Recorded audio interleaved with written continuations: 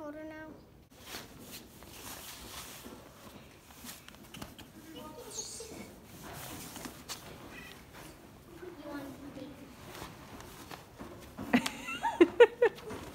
Come here.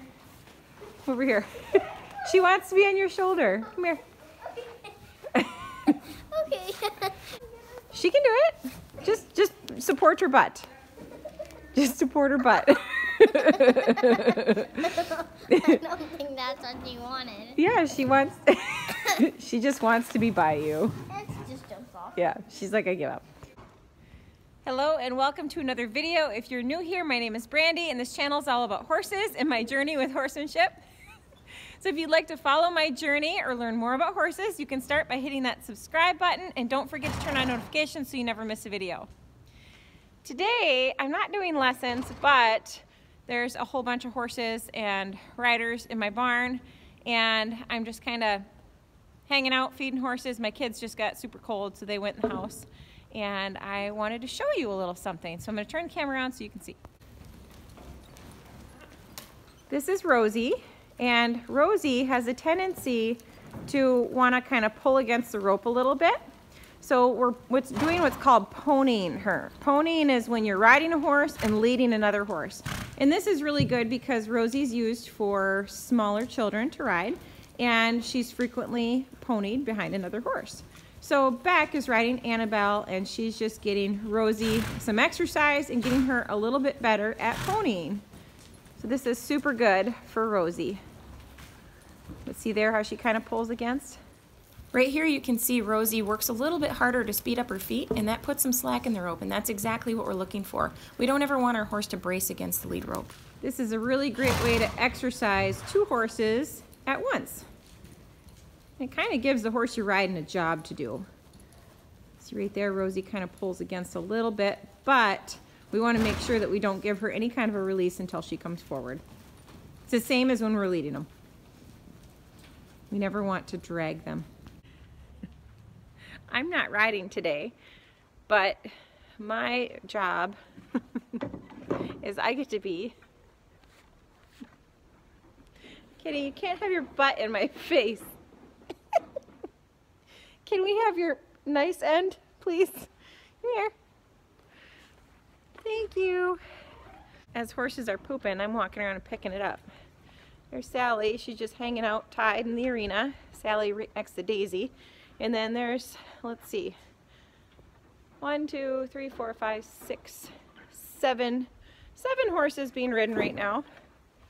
So it's always nice to have somebody be pooper scooper because they make such a mess. It's really important that we keep the arena clean. Horses poop on average 8 to 12 times a day, so it's inevitable that they're gonna poop while they're being ridden in the arena.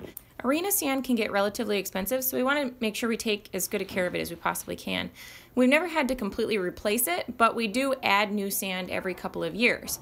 And basically what happens is as you walk around and pick up manure, a little bit of sand gets thrown out with the manure each time. We use mason sand in our arena. It's really clean and it doesn't produce a lot of dust. We try to avoid riding through any piles of manure so it's easier to pick up, and every rider's responsible for picking up manure when they're done riding. During the warmer months, we keep a wheelbarrow in the corner of the arena, and during winter, we keep a sled in the corner. It's really hard for us to push a wheelbarrow through the snow, so having a sled makes it a lot easier. Everyone who uses the arena takes turns dumping the manure in the pile.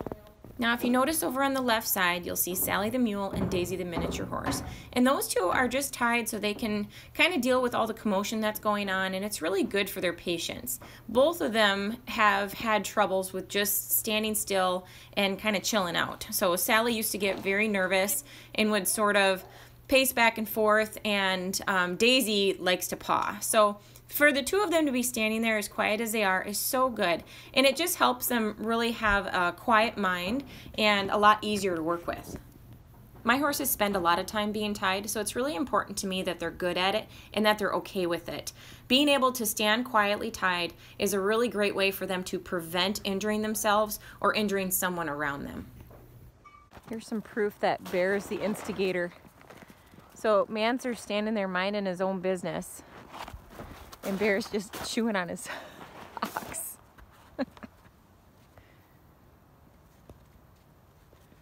Oh, these boys are so fun to watch.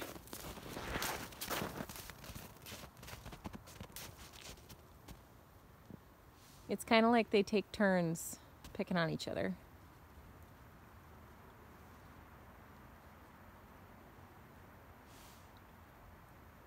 But they have so much fun.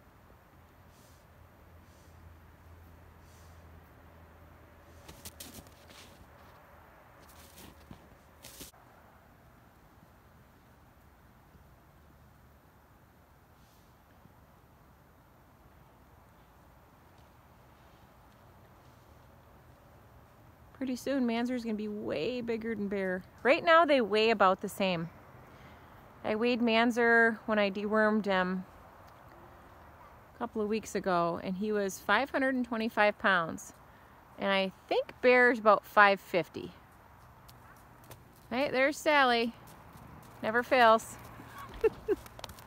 Hi, Sal.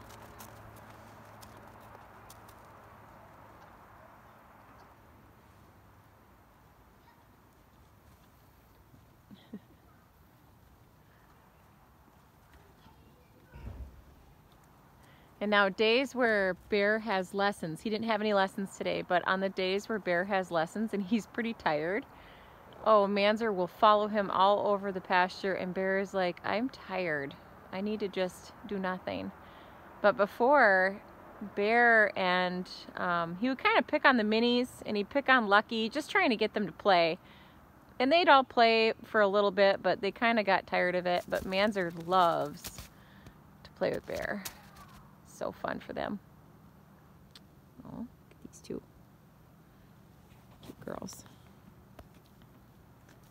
You two are cute. Standing right in my way.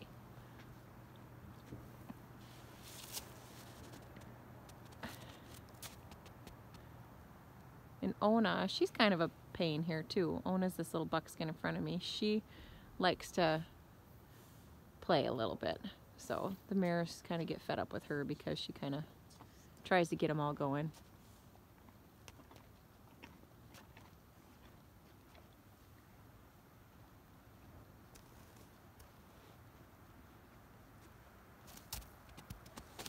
And Petra's just annoyed. She's like, leave me alone.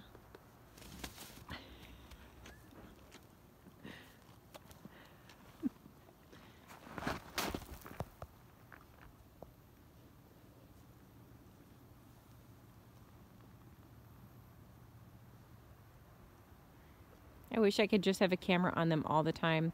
It's really fun to watch them play from the house. They'll just play and play and play all day.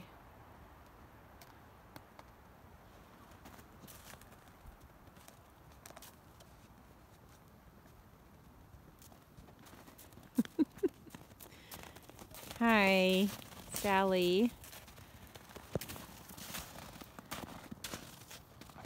You two are...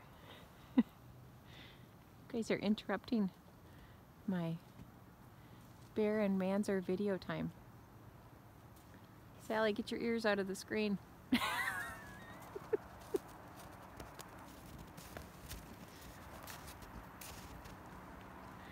Nika's just standing over there like, thank goodness it's not me. I would have put Manzer and Nika out with the herd so much sooner if Manzer hadn't been injured. If you're not familiar with Manzer's story, you'll want to check that out. He had quite an interesting start at life. So check out his story in my playlist. Oh, I think everybody's done playing now.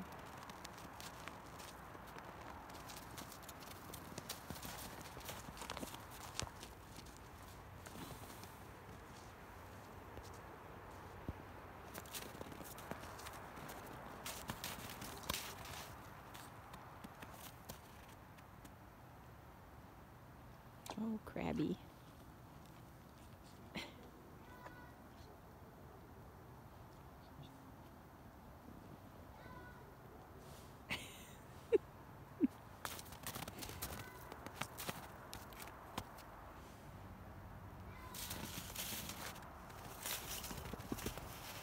Right there's the definition of a crab ass.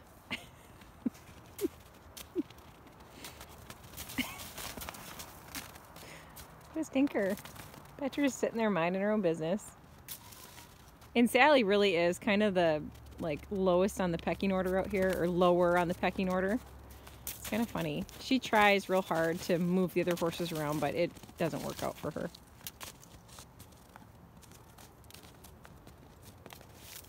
But at least she tries.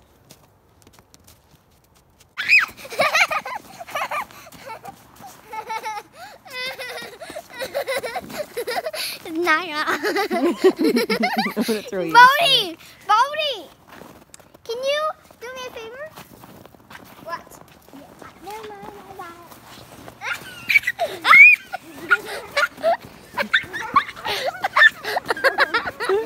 I'm getting dizzy.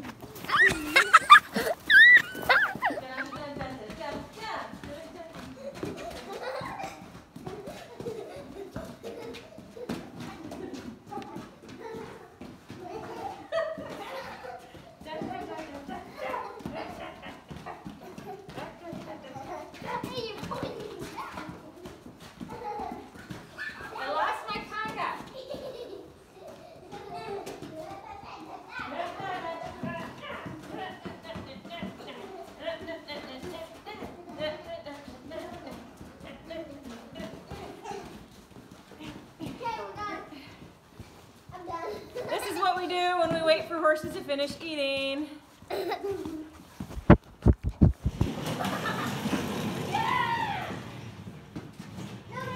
Well, I hope you enjoyed this video. If you did, please be sure to give it a like, share it with your friends, and don't forget to hit that subscribe button. See you tomorrow. Bye.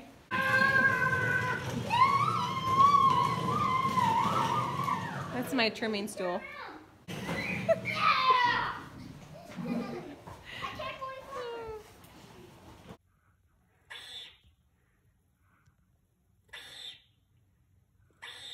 Okay, we have a situation of a giant gray squirrel in the rafters of the arena. I've been watching this little sucker run around in the oak trees outside, and now it's in my arena. So hopefully it doesn't get into, well, I worry about it chewing on stuff, making nests in my tack room, eating the cat food. Hopefully it doesn't become friends with the cats, because it's about the size of a cat. It's freaking huge.